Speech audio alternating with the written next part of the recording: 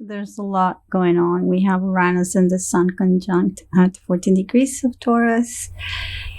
And we're in the middle of eclipse season. It's kind of great. I like this portal.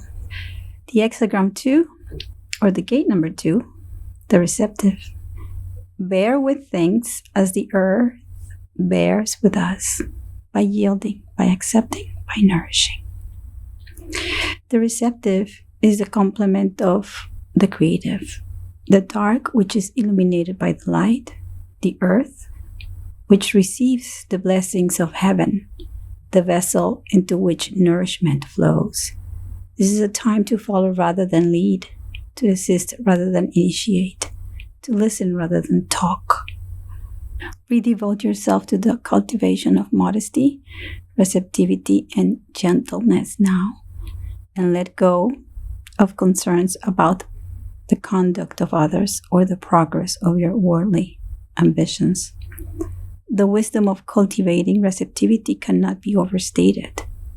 Receptivity is the rich earth without which the creative cannot take root in our lives. This fundamental hexagram serves as a strong encouragement to you to concentrate on your capacities to nourish, to support, to accept, to work without desiring recognition, to follow the guidance of the sage, that wise person inside of yourself. You can benefit greatly in a period like this from time spent in solitude. In quietness, we have an opportunity to focus on the purification of our hearts and minds. It is a good time to ask yourself, am I sincerely pursuing the good for its own sake, or do I have a hidden agenda? If so, detach from it and return to the path of independence and balance. Through humility and openness, we become receptive to the assistance of the higher power. This is a beautiful translation from the I Ching by Brian Brown Walker. The I Ching, the Book of Changes, a guide to life's turning points. I have a story about this book. It's quite amazing. So I've been casting, reading, whatever you want to call it, the I Ching since I was 12. I found a book, I think it was at the airport in Bogota. I was going to Caracas, I don't remember exactly, but there was a library, and I used to spend so much time and money just buying books because I used to read a lot. I still do, but when I was little, that was my getaway to heaven, just reading. It was a time where I would spend by myself, just like imagining other places and just learning. That was my thing, just being so curious. So I remember getting a copy. I still have the copy with me, which is quite amazing. I got the copy and I just didn't know anything about the I Ching, but I always been very curious about ancient China. In fact, I used to ask my mother when I was little, can she take me to the needle man? And she was like, do you want another injection at the pediatrician? And I was like, you don't get it. I need a guy that just, he's the needle man. And some years later, she came up. This person had spent some time in China and he knew how to do acupuncture, and that was the needle man. So I was being attracted to ancient China and Chinese culture. I might have a reason why. Probably I have memory of having been there in previous times. In fact, when I was little, I told myself, don't forget that you have to find the Chinaman.